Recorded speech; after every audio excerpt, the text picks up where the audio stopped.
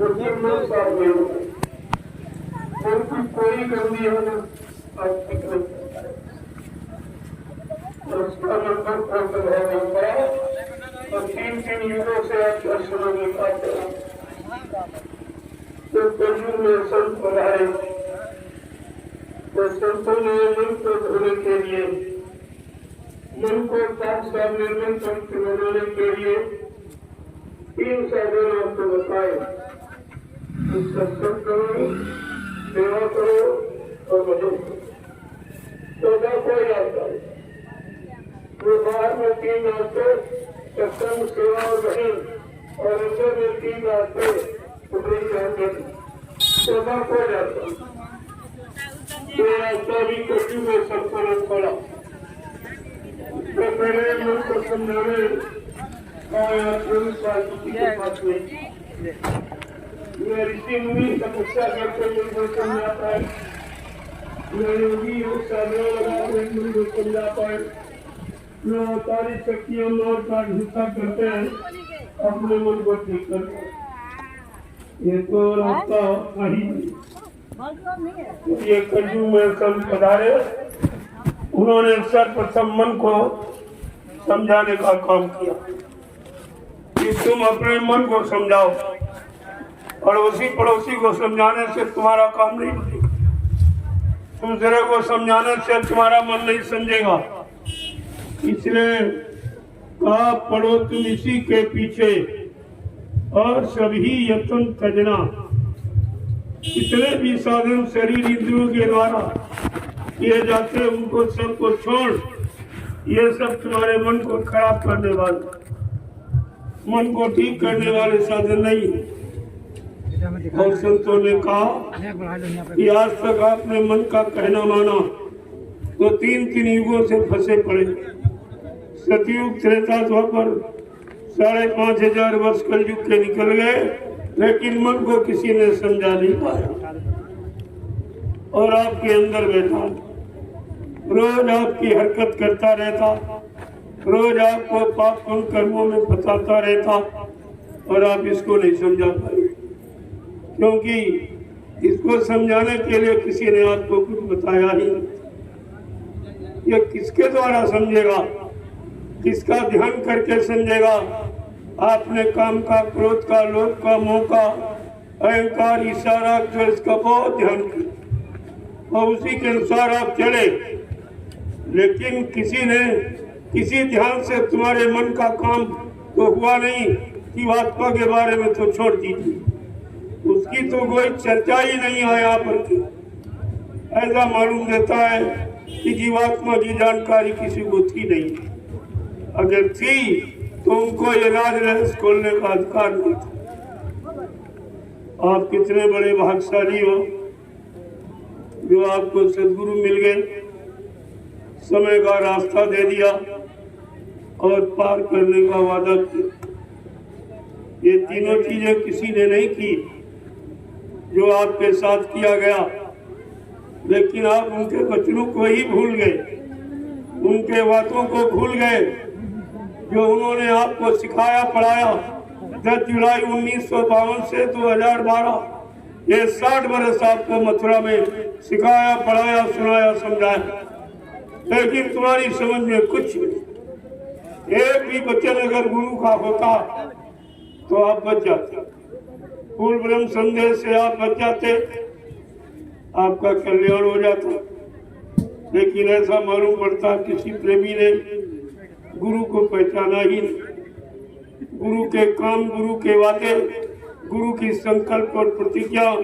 जो परिवर्तन की उसको किसी ने जाना ही कोई प्रेमी नहीं समझ पाया जबकि 40-40 साल लोग उनके साथ रहे लेकिन गुरु को न पहचान पाए न उनको वचनों को समझ ये कितना बड़ा उन प्रेमियों का दुर्भाग्य कि साथ में रहकर भी नहीं समझ इससे तो दूर वाले ही अच्छे वो बेचारे जब गए नहीं तो पहचानते क्या जो जाते रहे आते रहे सेवा करते रहे सेवा देते रहे गुरु के वचनों का प्रचार करते रहे नाम दान लेकर सुमरन ज्ञान भजन करते रहे लेकिन गुरु को नहीं पहचानता जिनका आदेश माना, जिनके आदेश का पालन किया, उन्हीं को लोग नहीं समझ पाए, उनके बारे में जानकारी नहीं रख पाए। ये जीवों का कितना बड़ा दुर्भाग्य है। आज इसीलिए गुरु परिवार यानी विघटन में हो गया। जो संगठन गुरु ने बनाए थे, जय गुरुदेव धर्म प्रचारक संस्था मथुरा, भारत संगठन, दूरदर्शी संगठन, भूम ज्योतक खतियार कातकार संगठन, गुरु ने 3 संगठन बनाए और चेलों ने विघटन कर दिया। सब विघटन कर दिया, सब को इधर उधर भटका भरमा दिया और गुरु से भटका दिया और गुरु से अलग कर दिया और उनके परमार्थी और आध्यात्मिक लाभ से भी अलग कर दिया। ये आपका कितना बड़ा नुकसान हुआ। इतना बड़ा नुकसान होते हुए भी आप समझ कुछ नहीं पाए और ये समय आपका निकल गया। मैं 10 वर्षों से लगा था, जब से ये लीला हुई है, ये चमत्कार किया गया है जीवों की परीक्षा के लिए। जो ये करिश्मा और चमत्कार हुआ उसको किसी ने समझ नहीं पाया। ये ऐसी लीला सदगुरु की कोई नहीं समझ पाया। जब हरि लीला को वो हिरण्यकश्यप जो बहुत बड़ा राजा था वो नहीं समझ पाया, और राम की लीला को वो विद्वान ब्राह्मण रावण नहीं समझ पाया, कृष्ण की लीला को वो महाराजा कंस नहीं समझ पाया, जरासंध नहीं समझ पाया, तो आज कलयुग का कमजोर गंदा जीव या सदगुरु की लीला को समझ लेगा या आपकी समझ में आ जाएगा। अगर समझ जाते तो आज तुम इधर उधर नहीं भटकते। इसी के दरबारे पर आपको मत्था टेकने की जरूरत ही नहीं, क्योंकि आपने ये वादा किया है कि गैर के द्वारे जाके जो बंदा झुका, हर काहे की मालिक तेरे नाम पर। आप ये गाना गाते रहे, लेकिन तुम अपना वो जो सर सदगुरु के चरणों में अर्पण किया था, आज कहाँ झुका रहे हो? आज किसकी शरण में जा रहे हो? किनके पास जा रहे हो? जब गुरु से नहीं काम हो पाया तो क्या स्वार्थी लोभी लालची चेलों से तुम्हारा काम हो जाएगा? तुम्हारी जीवात्मा का कल्याण हो जाएगा? जरा सी तुम्हारे अंदर किसी तरह की समझ ही नहीं। प्रेमियों, आपके लिए, आपकी रक्षा सुरक्षा हिफाजत के लिए इन 10 वर्षों में मैंने 3 आश्रमों का निर्माण किया। वैसे तो 6 आश्रम बने, एक तो कानपुर में, एक मल्लामा हरदोई में, ये दूसरा हरदोई में फिर बने, और एक नैमिषारण मतलब सदगुरु धाम, और एक रामशाला डिस्ट्रिक्ट में आपका ज्ञान आश्रम, और ये 6ठा है दयाल आश्रम जो आपकी हरदोई में। ये दयाल आश्रम यहाँ बहुत पहले एक महात्मा आए थे, उनको दयालु कहते थे, दयाल बाबा के नाम से। वो इसी जंगल में रहते थे। कुछ लोगों ने उनको बड़ा तंग किया और भगा दिया। जिन्होंने उनकी वो जमीन ले ली, घेर ली, उनका विनाश हो। किसी का परिवार नहीं चला, और उन्हीं से ये सरदार जी ने ले ली। इनका लड़का पागल हो गया, तब इन्होंने हमको दिया। ऐसे नहीं कोई देता, तब ये हमको, ये जिसकी थी उसके पास आ गई। ये महात्मा की थी, ये महात्मा की थी, महात्मा के पास आ गई। अब ये धरती धन्य हो रही है। अपने को धन्य मान रही है कि आज जो काम होना चाहिए था हमारे पर, वो काम कितने वर्षों के बाद आज हो रहा। और आप देख रहे हो, मैंने कोई अभी आह्वान नहीं किया था। पहले महात्मा ने बताया नहीं कि कार्यक्रम कहाँ हो, क्योंकि अभी 9 तारीख को तो मैंने हुआ था। मैं तुरंत 10 को यहाँ आ गया और सफाई अभियान शुरू। और देख रहे हो कितनी जल्दी नक्शा बदल गया। अभी तो 4-5 दिन हुए गिनती की। 1 साल के बाद देखिए इसका नक्शा ही बदल जाएगा। तब लोगों की समझ में आएगा ये क्या हो रहा है और क्यों हो रहा, ये आश्रमों का बदलाव क्यों किया जा रहा, ये जगह जगह आश्रमों का निर्माण क्यों हो रहा, आगे भविष्य में इनकी जरूरत पड़ेगी। तो भविष्य की बात तो लोगों को मालूम नहीं। जो दूरदर्शी व्यवस्था बनाई गई उसका ये पहला सिद्धांत है कि हिंदुस्तान को चलाने के लिए केंद्र में 25 महात्मा हो। इसी तरह से आप प्रांत में, जिले में, तहसील में, ब्लॉक में, न्याय पंचायतों, उन्हीं महात्माओं के द्वारा देश सत्य की व्यवस्था का संचालन किया जाए। नेता नेता नाम समाप्त हो जाए, सरकार सरकार का नाम समाप्त हो जाएगा, केवल व्यवस्था नाम रहेगा और सेवादार और भजनानंदी का नाम रहेगा, बाकी कोई नाम नहीं। वो सत्यु गाने की ये भूमिका होगी। तो धीरे धीरे आप देखते जाइए कि समय कैसे करवट बदल रहा, क्या से क्या हो रहा और किसी की जानकारी नहीं। एक आश्रम आपने खराब कर दिया, कुछ स्वार्थी लोभी लालचियों ने, शराबी कबाबियों ने उस आश्रम की मर्यादा समाप्त कर दी।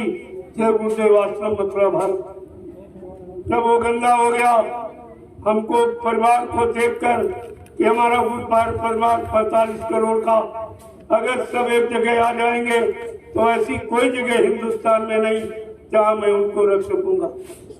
तो मैंने कितनी जल्दी 10 वर्षों में 3 आश्रमों का निर्माण किया।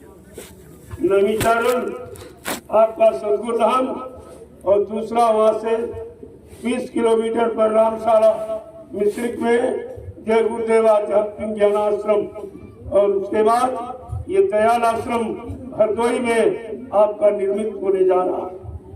ये सब आपको ध्यान में रखना चाहिए। 6 आश्रमों का निर्माण हो गया और लोग सोते रह गए, किसी की समझ में नहीं आ रहा ये परिवर्तन की लहर ये कैसे विकसित हो रही, कैसे बढ़ रही है, कैसे अपने आप में सक्षम और मजबूत हो रही, ये किसी की समझ में नहीं आ रहा, क्योंकि ये परिवर्तन प्रकृति के द्वारा हो रहा है। ये प्रकृति की इच्छा पर जो भी काम हो रहा है वो प्रकृति की इच्छा, और प्रकृति का संबंध सीधे संत महापुरुषों से होता।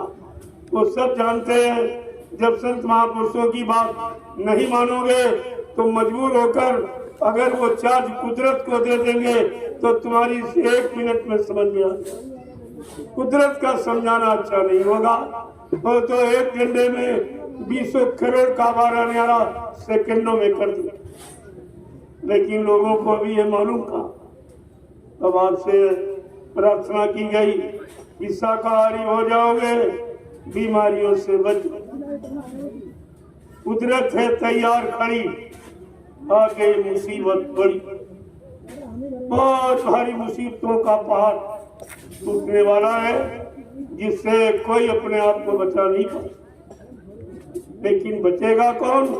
बचेगा साधु जन कोई जो हर से लव लगाएगा, जो भगवान से प्रेम करेगा, गुरु के आदेश को मानेगा, वो तो अपने आप को बचा लेगा। बाकी कोई ज्ञानी ध्यानी विज्ञानी, कोई राष्ट्रपति, मुख्यमंत्री, प्रधानमंत्री अपने आप को नहीं बचा पाएगा तो देश की जनता को क्या बचाएगा। ये सब बातें आपको समझनी चाहिए। अभी तो महात्मा प्रार्थना कर रहे, सबसे प्रार्थना कर रहे हैं कि भाई मेरी नेक अच्छी भली बात को मान लो। चलो आप धर्मात्मा महात्मा नहीं बन पाए, अच्छे नेक भले चरित्रवान ईमानदार नहीं बन पाए, तो आप शाकाहारी बन जाओ। शाकाहारी बनने में आपका कोई खर्चा नहीं, बल्कि जो अनावश्यक धन गंदे खान पान में आप बर्बाद करते हो वो आपका बच जाए, वो बाल बच्चों की पढ़ाई लिखाई के काम आवे, घर गृहस्थी परिवार चलाने के काम आवे, और आपके घर मकान बनाने, शादी ब्याह में काम आवे। महात्मा सब तरफ से तुम्हारी मदद करना चाहता, लेकिन तुम महात्माओं की बातें नहीं सुनते। दुनिया ऐसी बाबरी, कोई ग्राहक न पड़ा। संत महापुरुषों की ये सरल ये रास्ता जो बचाने का कोई लेने वाला ही नहीं, कोई सुनने वाला नहीं। इतना खराब समय कि तुमने एक अच्छी वाली बात सुन भी नहीं सकते। करना तो तुम्हारे बस का नहीं है, लेकिन तुम सुन भी नहीं सकते। इतने कमजोर और गंदे तुम्हारे कान हो गए कि तुम अच्छी बातें उनकी नहीं सुन पाओगे। तुम्हारा नजरिया, तुम्हारा आंखों का देखना इतना खराब और गंदा हो गया। माँ बहन बेटी बहू की परख पहचान से बहुत तुम्हारे आंखें बहुत दूर चली गई। अब तो ये तुम कुछ कर ही नहीं सकते। बच्चा जब अच्छा करोगे नहीं तो परिणाम अच्छा कैसे, फल अच्छा कैसे मिलेगा। तो ये 5 दिवसीय स्वतंत्रता दिवस के पावन पर्व पर आध्यात्मिक एवं राष्ट्रीय संदेश देने का ही रखा, क्योंकि इस समय भारत की जनता को दोनों मोड़ की जरूरत, राष्ट्रीय मोड़ और आध्यात्मिक। जब तक आध्यात्मिक मोड़ पर आप नहीं चलोगे और राष्ट्र की सेवा, माता पिता की सेवा, परिवार समाज की सेवा और देश की सेवा आप कर ही नहीं सकते। जब गुरु सेवा करोगे तो गुरु सेवा से ईश्वर सेवा और राष्ट्र सेवा और परिवार समाज सारी सेवाएं आप कर। भगवान राम ने गुरु सेवा की, इतना बड़ा नाम आज पैदा हो गया। आज इनकी पूजा हो रही है। केवल गुरु विश्वामित्र और गुरु वशिष्ठ के आदेश का पालन किया था। भगवान को भी गुरु की जरूरत पड़ी। आज कलयुग का भोगी विलासी जीव कहता गुरु कुछ नहीं। तो देख लो कहाँ देश कहाँ जा रहा, समाज कहाँ जा रहा। किसी को न्याय सुरक्षा मिल रही, रोजी रोटी मिल रही, महंगाई गरीबी दूर हो रही, बेरोजगारी समाप्त हो रही, लड़ाई झगड़े खत्म हो रहे, चोरी डकैती बलात्कार ये समाप्त हो रहा। ये तो दिनों दिन बढ़ता चला और अभी क्या आगे इतना बढ़ जाएगा, तुम्हारा जीना मुश्किल होगा। सच्चे ईमानदार चरित्रवान मुश्किल से रोटी पाएंगे।